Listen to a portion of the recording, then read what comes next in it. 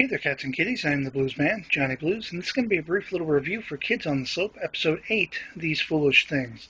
Fantastic episode, as usual. I really loved that after last week's, phenomenal, just phenomenal episode and beautiful episode, we basically are taking off with this one, finding out that Kaoru and Sentaro are still very much sort of local celebrities, being compared to the Beatles by some of their rivals, and, the photo clubs trying to get pictures of them. They're being chased around by all the girls and everything like that.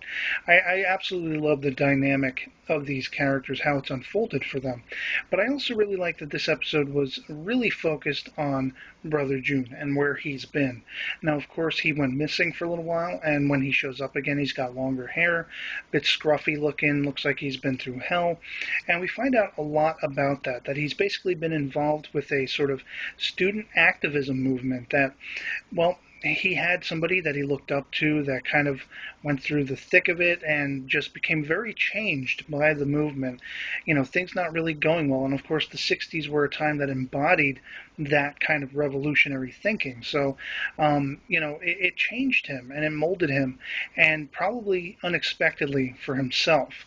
But of course, we see that he's somewhat in denial because when Yuriko actually approaches him, when she finds out that he's in town again, and she's a very classy lady that's the type that will not back down from him. He keeps challenging her, and she doesn't want to let it slide. She senses something deeper.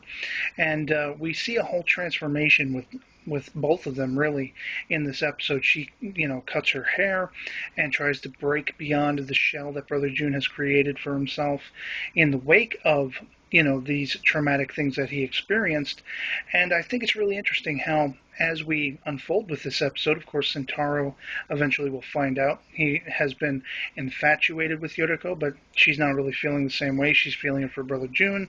And of course, I think that's the emphasis of this episode. It was revelations. Every one of the characters really came across a revelation by the end of it.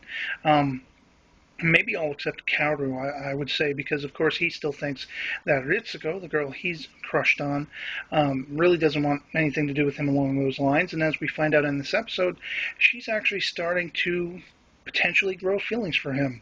And it's very interesting. It's very comically interesting that she's kind of second guessing herself in class. Why am I feeling this way?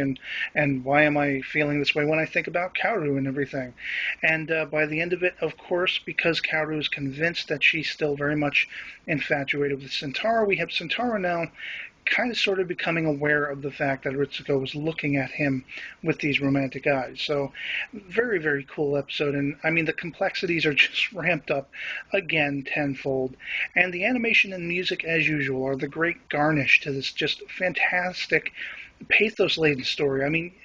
You'd be hard-pressed to find something you don't relate to in this series. It's done that effectively and that well. So basically, that's pretty much all I have to say on Episode 8. I absolutely enjoyed it, loved it.